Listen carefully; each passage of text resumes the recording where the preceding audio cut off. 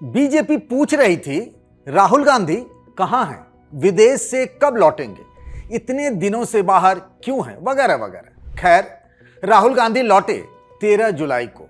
लौटते ही जो पहली बैठक उन्होंने बुलाई तो उस जगह की जहां हर दूसरा कांग्रेसी एक दूसरे को ही पछाड़ने में लगा हुआ है।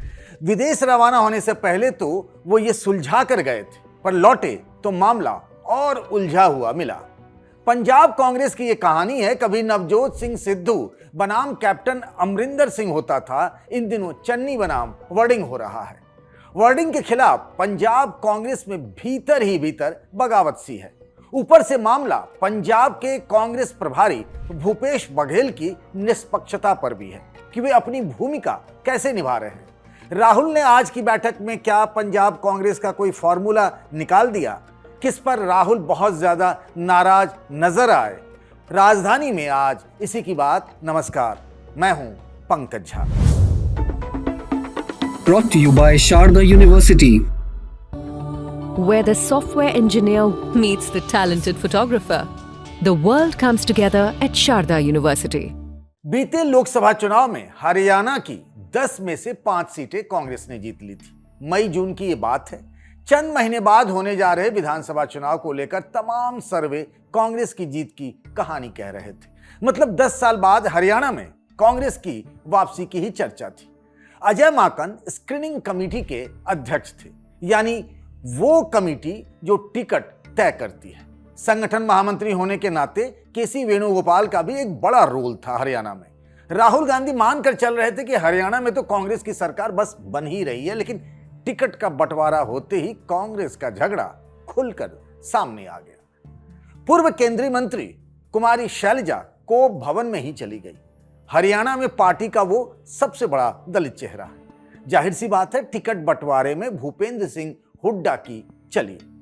शैलजा के लोग बस मुंह ताकते रह गए। नाराज शैलजा 12 दिनों तक अपने घर में बैठ गई। चुनाव प्रचार के लिए उस दौरान वो निकली ही नहीं।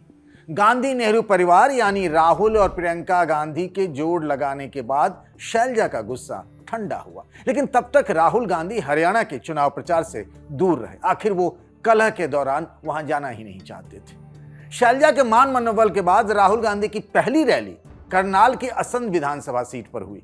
शैलजा भी मंच पर आई। लगा पूरा कांग्रेस परिवार लगभग एकजुट हो गया है, लेकिन तब तक तो बहुत देर हो चुकी थी।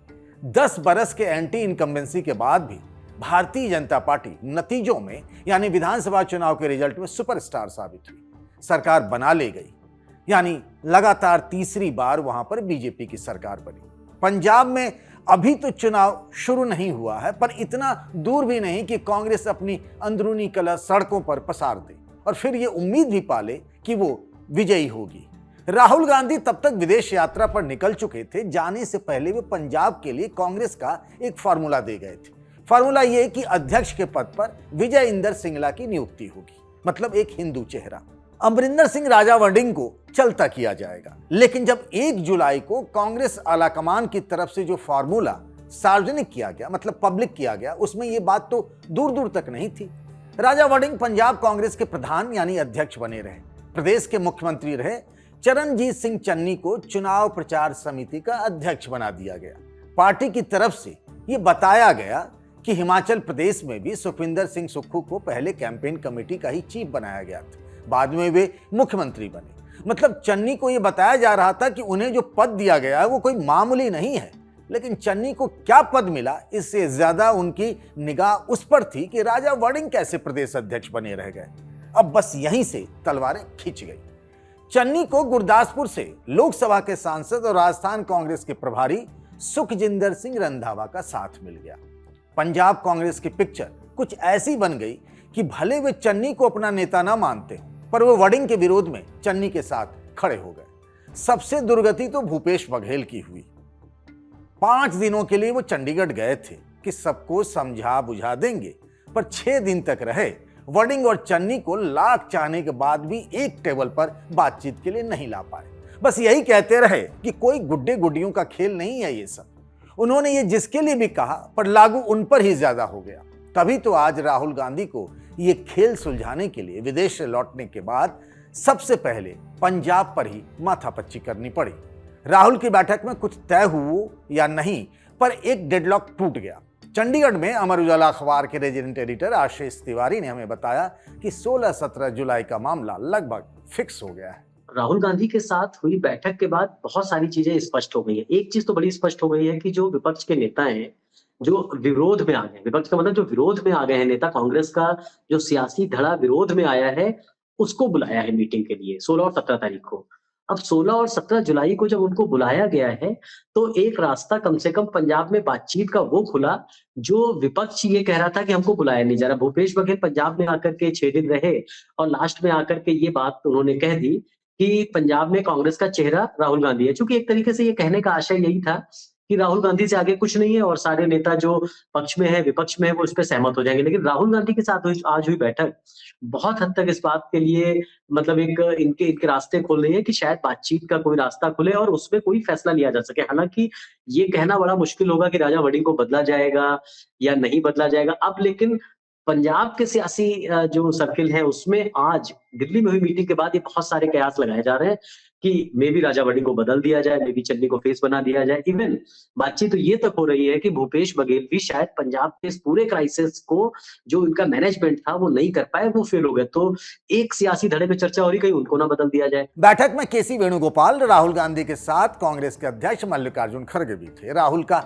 मूड इसीलिए ऑफ था कि भूपेश बघेल पंजाब के प्रभारी, फिर भी वे पूरा मामला क्यों नहीं सुलझा पाए और हर बात पर ये हाईकमान से पूछकर बताएंगे टाइप वाली बातें क्यों होती रहती हैं। केरल, कर्नाटक और तमिलनाडु में राहुल गांधी ने जो कड़े फैसले लिए, अपने खास वेणुगोपाल की जगह कार्यकर्ताओं की पसंद वीडी सतीशन को केरल की जिम्मेदारी देना, कर्नाटक में सीधारमैया को हटाकर डीके शिव कुमार को कुर्सी देना और भाई जैसे स्टालिन से एक झटके में हाथ छुड़ा विजय के साथ तमिलनाडु में चल पड़ना। पर पंजाब में जो हुआ, वहां के नेताओं ने जो किया सो किया।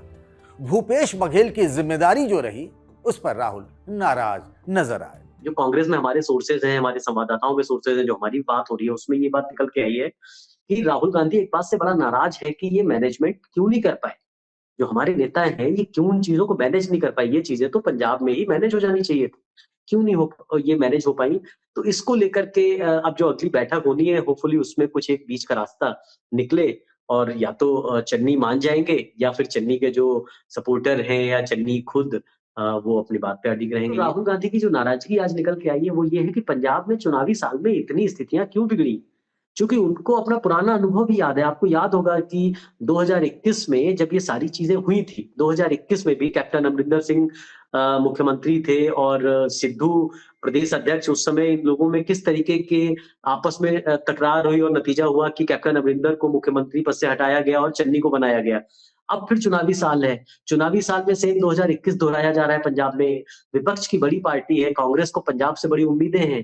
कांग्रेस को लग रहा है कि हम पंजाब में, चूंकि यहाँ पर दूसरी बड़ी पार्टी है और वो मान के भी चल रहे हैं कांग्रेस के नेता कि उनकी लड़ाई आम आदमी पार्टी से सीधे तौर पे है, तीसरा कोई राजनीतिक दल वो नहीं मान के चलते। तो जब ये सिचुएशन है तो उनको लगता है कि अचानक कैसे इस तरीके की चीजें सामने आई और क्यों वक्त पे इसको मैनेज नहीं किया जा पाया, उनकी नाराजगी इस बात से। अब सबसे बड़ी बात, पंजाब में आखिर होगा क्या? राहुल नाराज हैं तो दंड किसे दिया जाएगा? पंजाब की राजनीति का फॉर्मूला यह है कि कांग्रेस को दलित, जट, सिख और हिंदू सब समुदाय का वोट चाहिए, तो फॉर्मूला उसी हिसाब से तय होगा।